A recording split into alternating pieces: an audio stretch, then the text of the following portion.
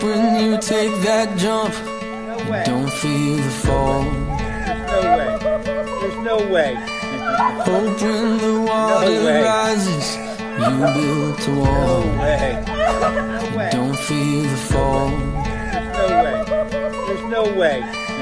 Hope when the water way. rises, you built a wall. No way.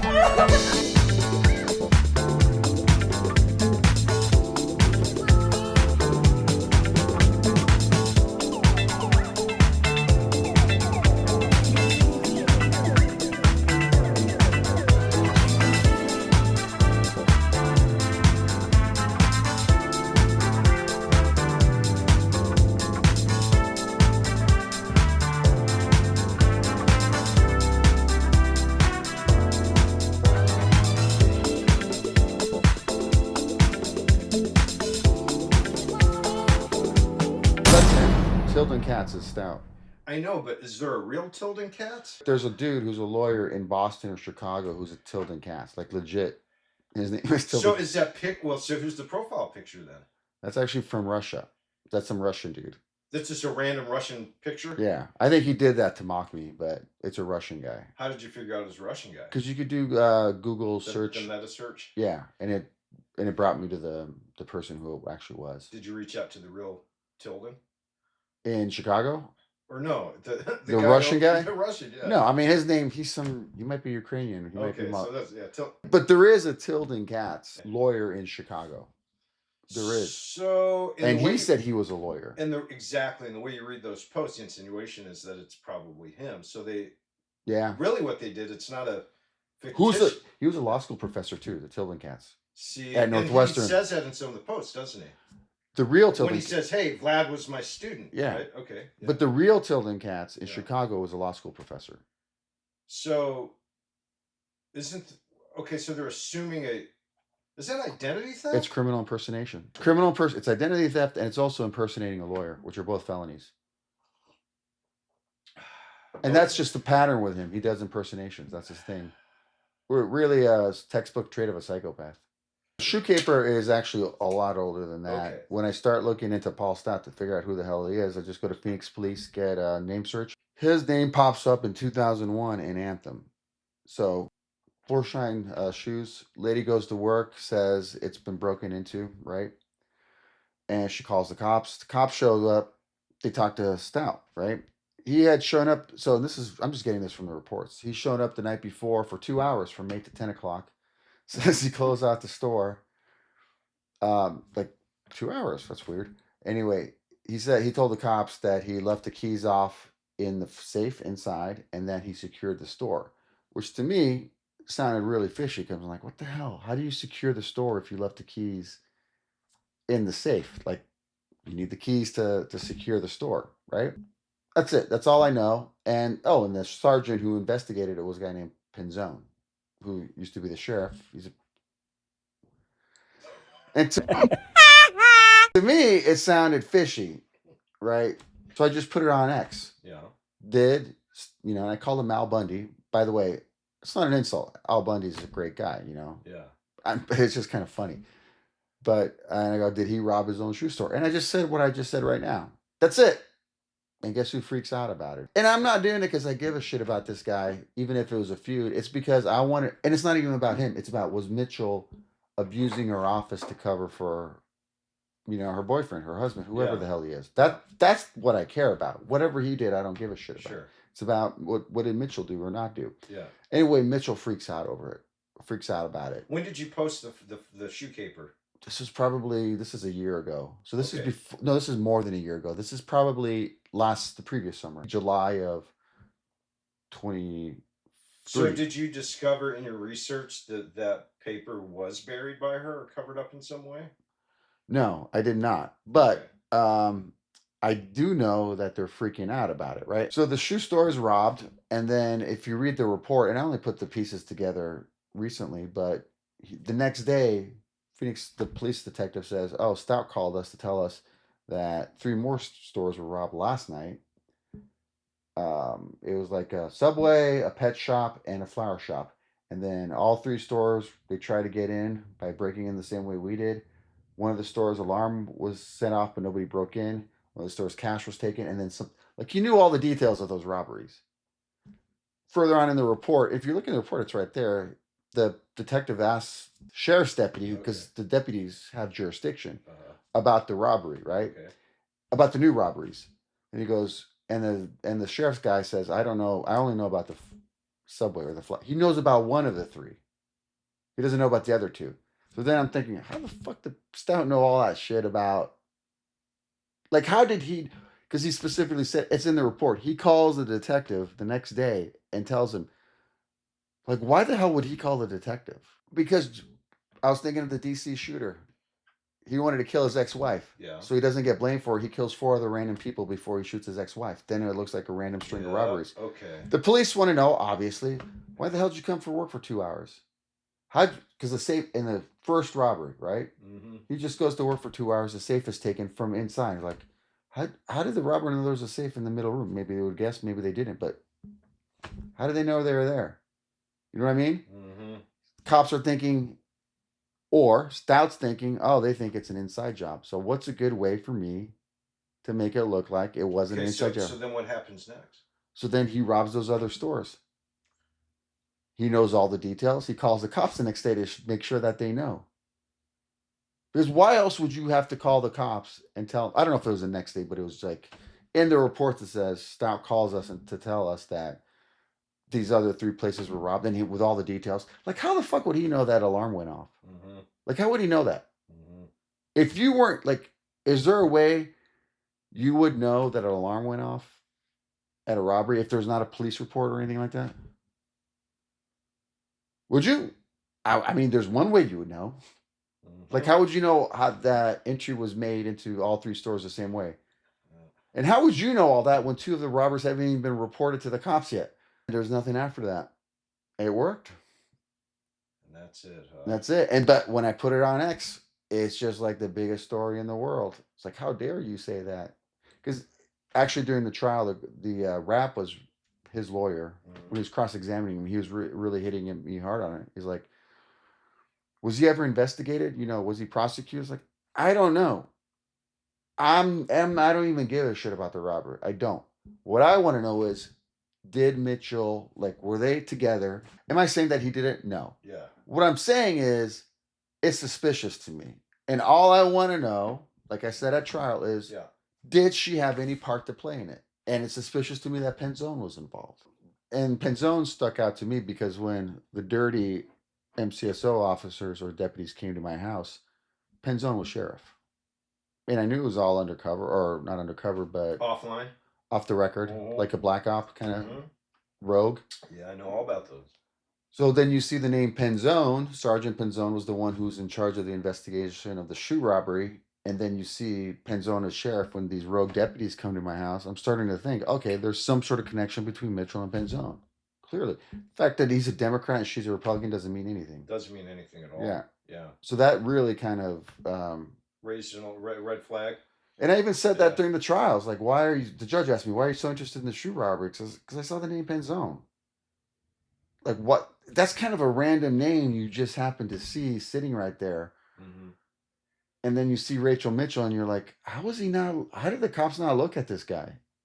Like, I would have thought the first thing they want to know is, like, why were you at work just for 2 hours? Mm-hmm. Like, why are you saying that you left the keys in the safe, but then you secured the store? It's like, I know how keys work. I do know how keys work. Like, you can't say you left them in the safe and then you secured the store. Maybe he has special powers or something. I think he does. So I've been assigned a case, guy named Jamal. And this is just, what, a year or so after the punching incident? No, I actually had him before I was assaulted. Okay. So he was arrested in April of 2018. Okay, and so by the time that happened, he was already locked up for maybe a year. Yeah, a few months. Okay, go ahead. And a guy named Jamal Pennington, a black kid from here, been charged with child prostitution or child sex trafficking. The unit that arrested him is called HEAT. If you Google sex trafficking in America, you're going to find a frontline special called Sex Trafficking in America, run by this unit. And the star of the program is a lady named Christy DeCuffle.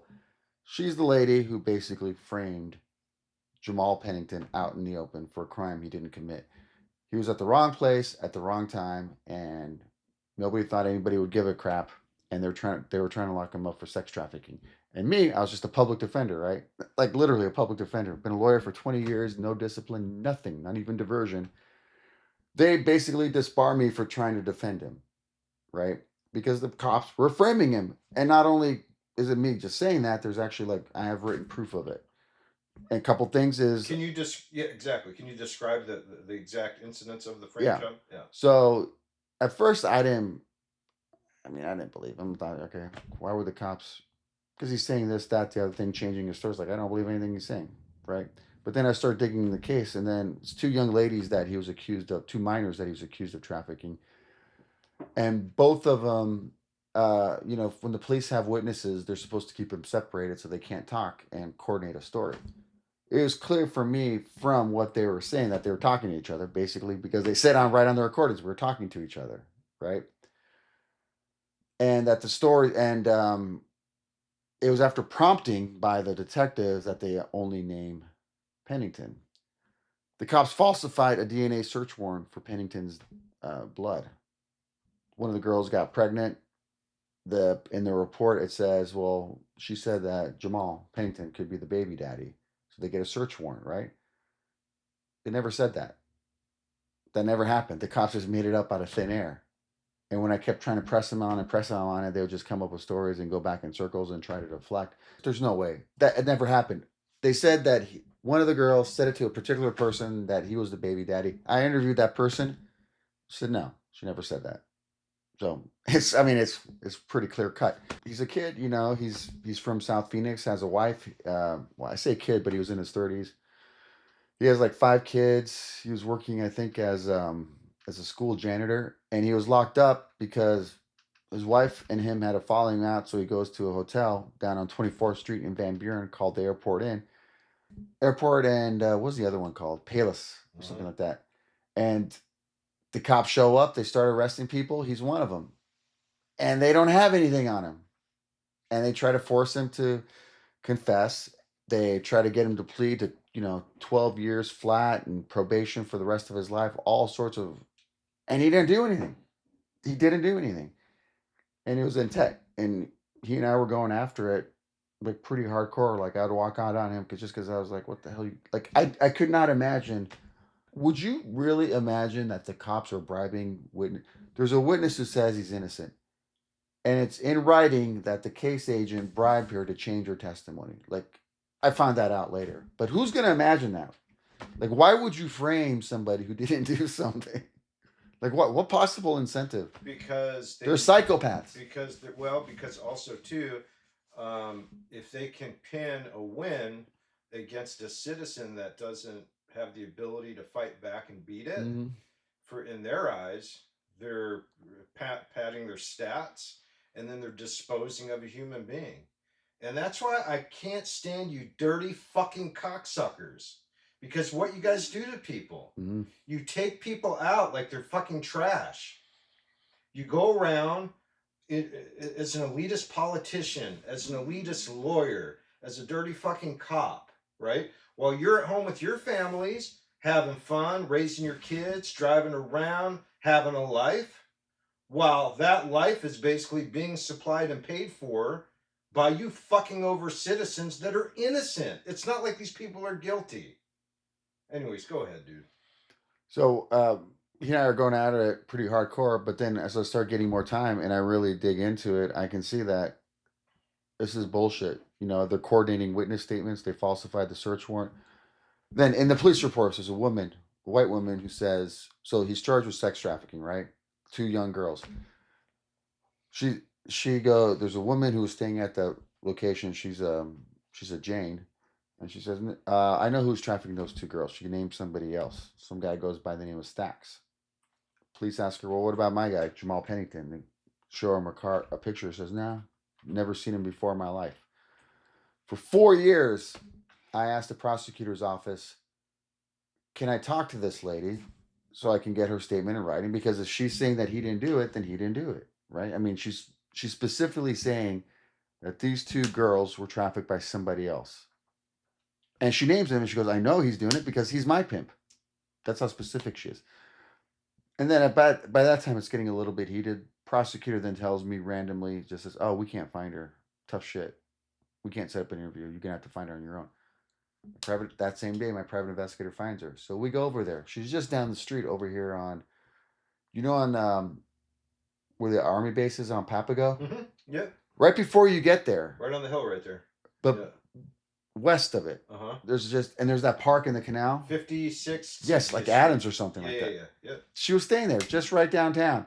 We walk in. We go, "I'm looking for Kimberly Adams," or the name Kimberly Dickinson. She's like, "Oh, that's me." He's like, "Prosecutor just told us she can't find you."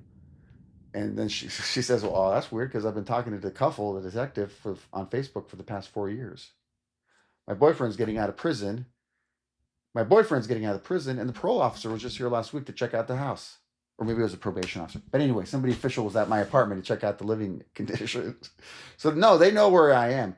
And you know what else she tells me is that, the Cuffle's been talking, the case agent's been talking to me, and I don't know anything about this. Yeah, she's been giving me money, to help me out, things like that, and helping me remember stuff." So let me ask you a question.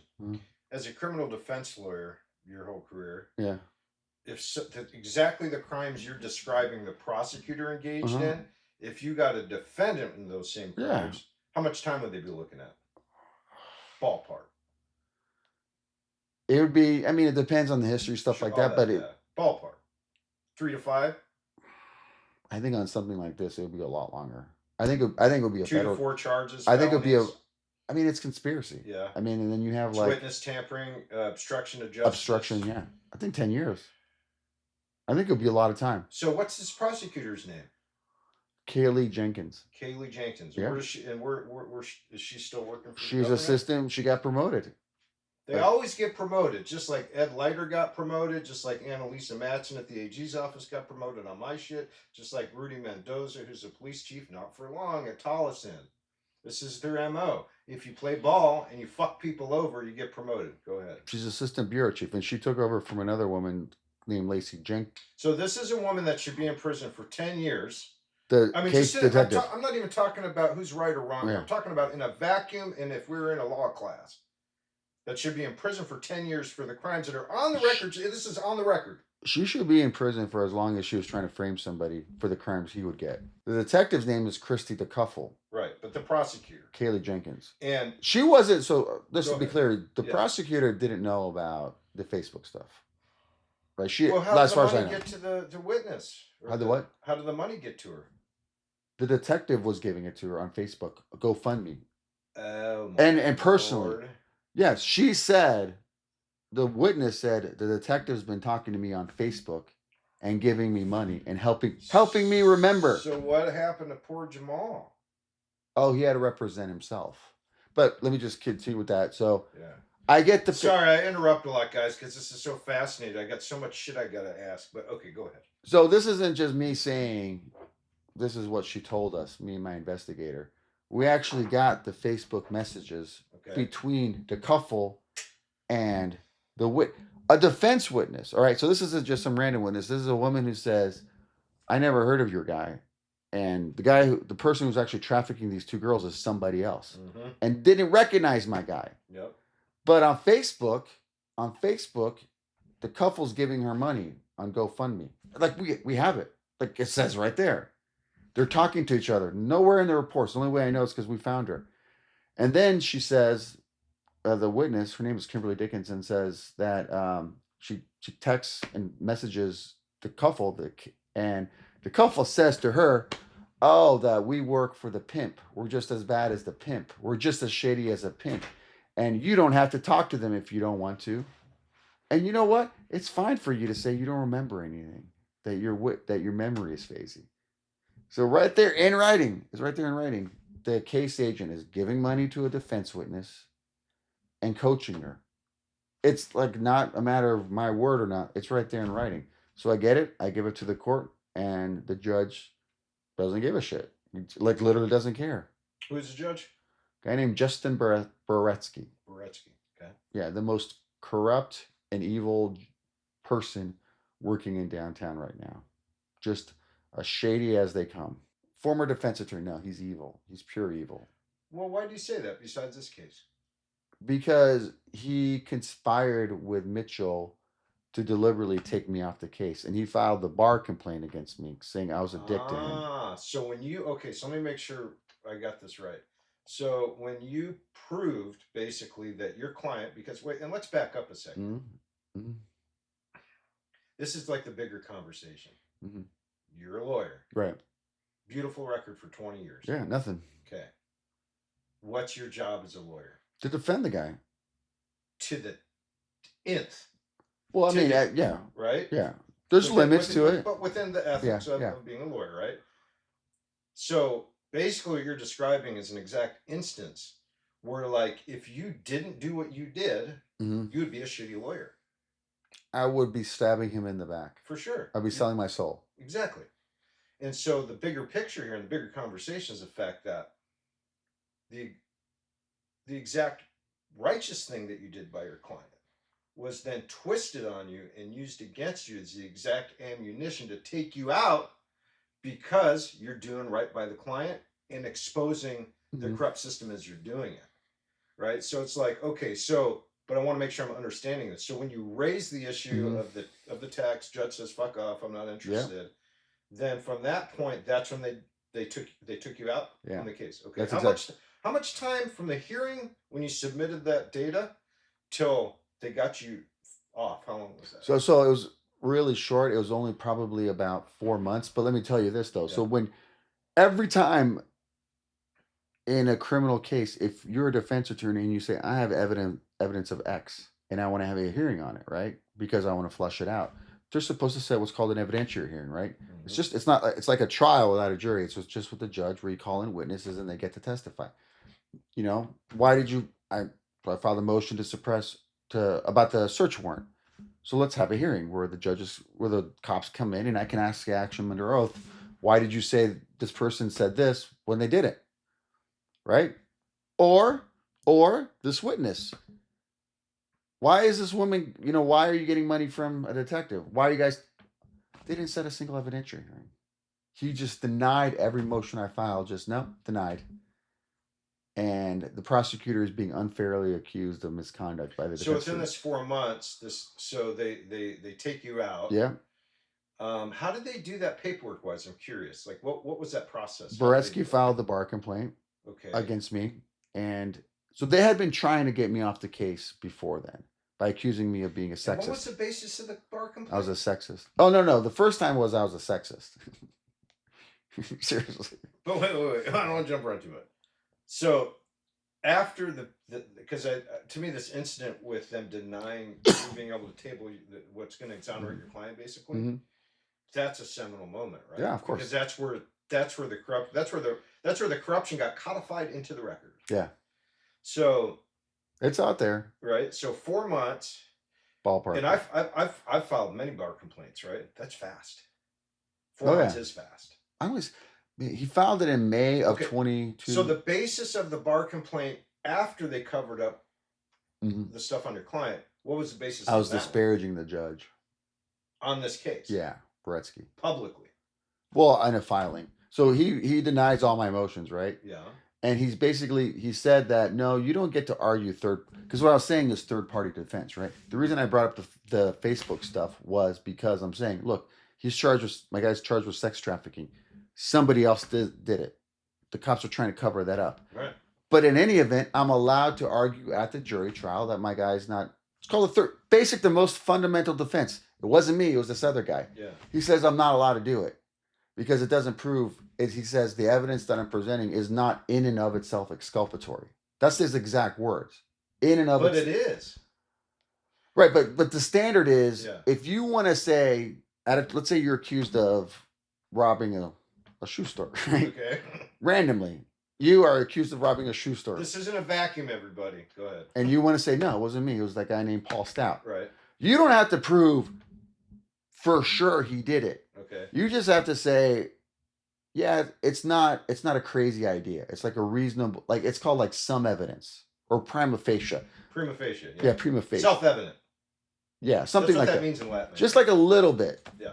Like it's not just something random. You actually have some evidence for it, right? So when he says in and of itself exculpatory, what he's saying is it has to be like conclusively proven that he's not guilty, and it was. But that's what I'm saying. That's Right. Yeah. But then that's why he denied it, because he goes, it's not in and of itself exculpatory. And I just wrote what's called a special action, it's basically appeal, and I'm like, where the hell is he coming up for that? And I specifically wrote it. Where did he get that standard? Because it's not in the case law. It's like, did he get it from the Spanish Inquisition?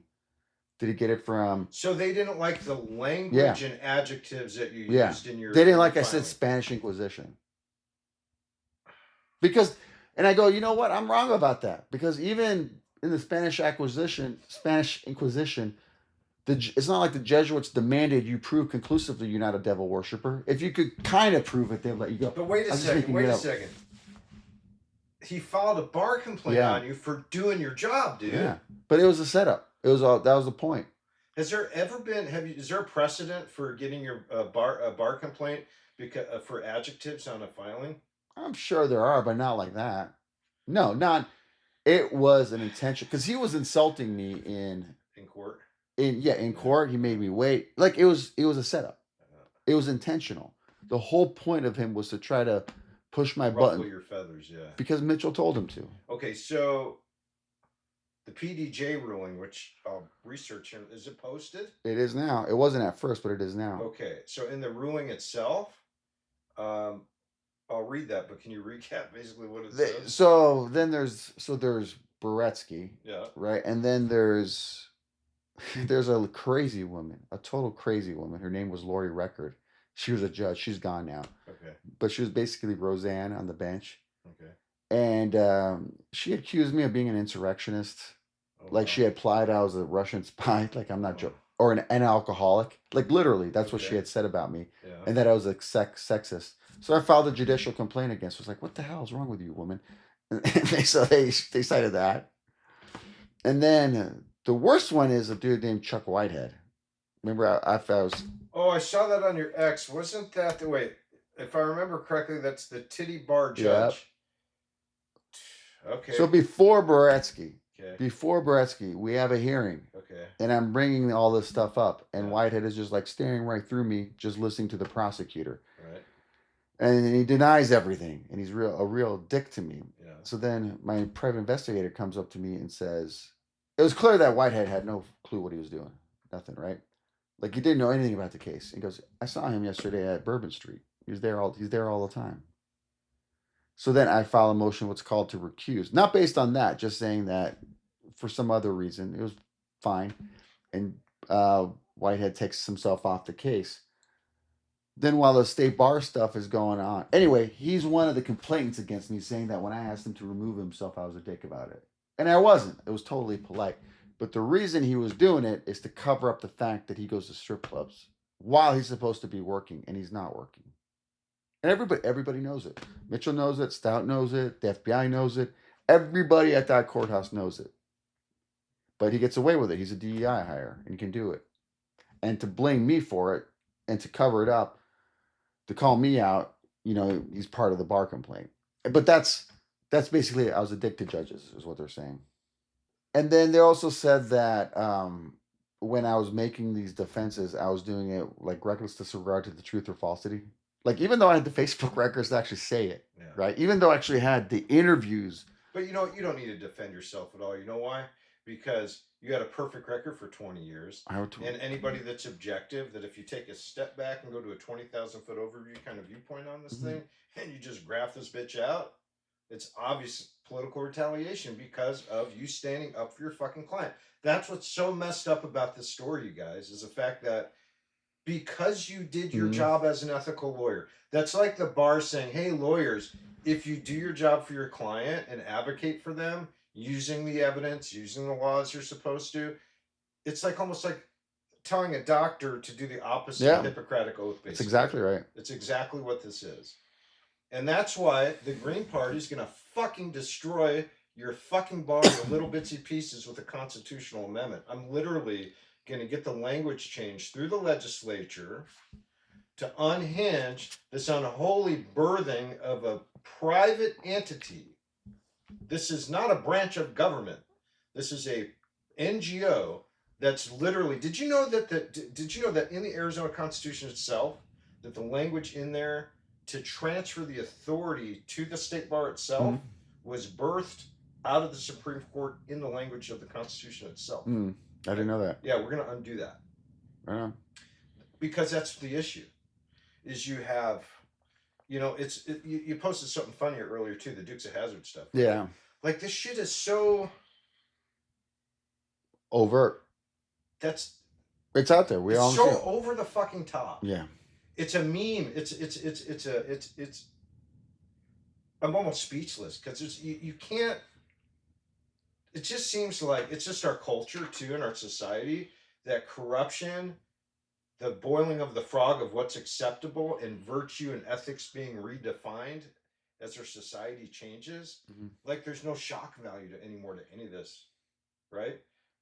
So people are like, oh yeah, it's another fucking cover up. Oh yeah, it's another innocent person in prison. Oh yeah, it's another lawyer that got fucked for doing its job or her job or whatever. Okay, so 4 months, quick, you're out. And I don't get it. I request a hearing, I demand a hearing, and by law, by Supreme Court, United States Supreme Court, I'm supposed to have an actual adversarial hearing where I get to call witnesses. But tell me now, you're not getting that for the bar complaint. Yeah.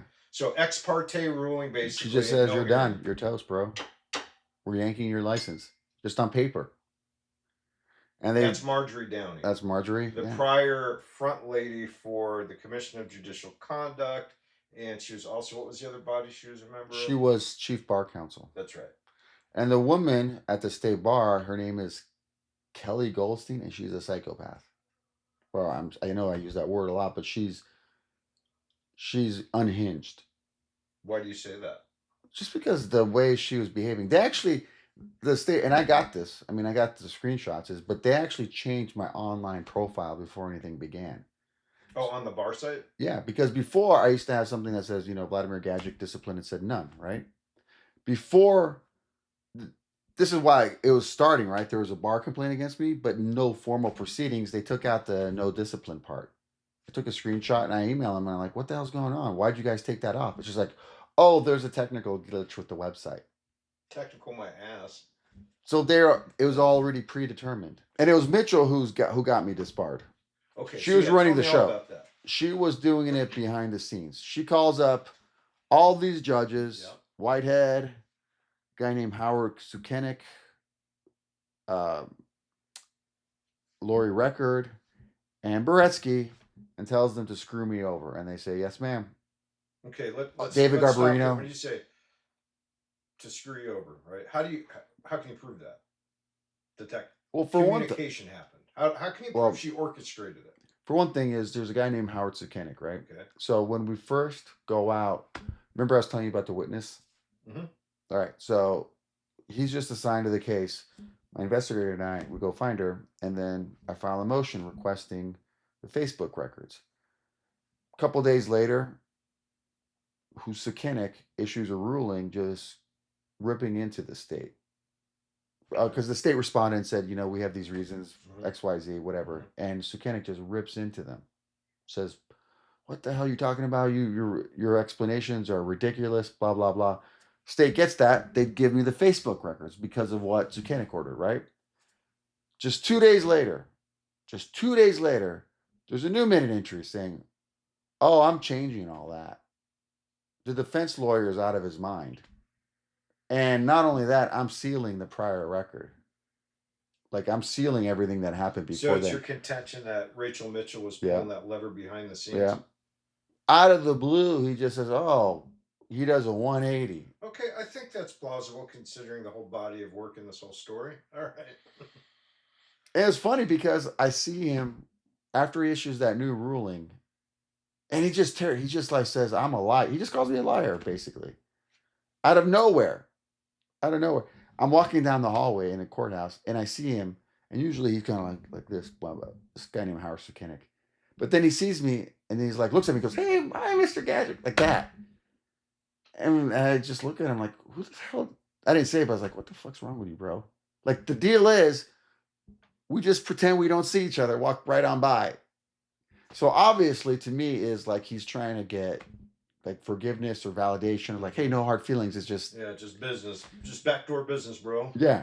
Yeah. Because he was actually facing a tough re-election, And I know what happened is Mitchell told him, look, you go to bat for me, I'll get the police union on your side.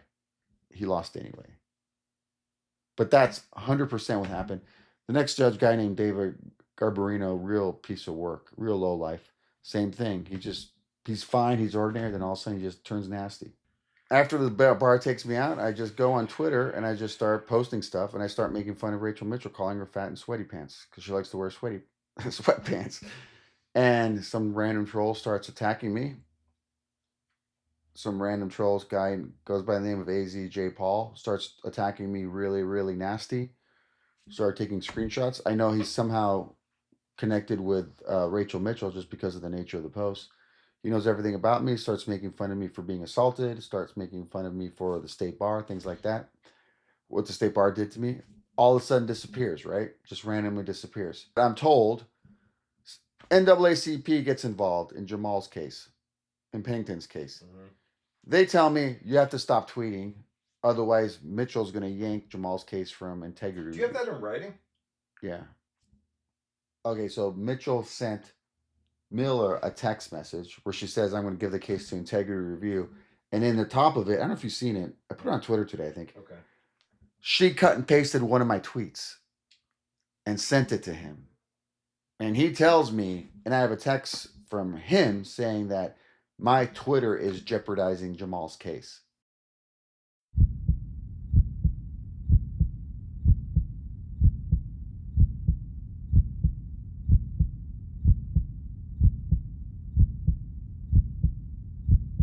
I don't want to see this become another Rachel Mitchell. I put my hand on two Bibles. I put my hand on two Bibles. I put my hand on two Bibles. I put my hand on two Bibles. I put my hand on two Bibles.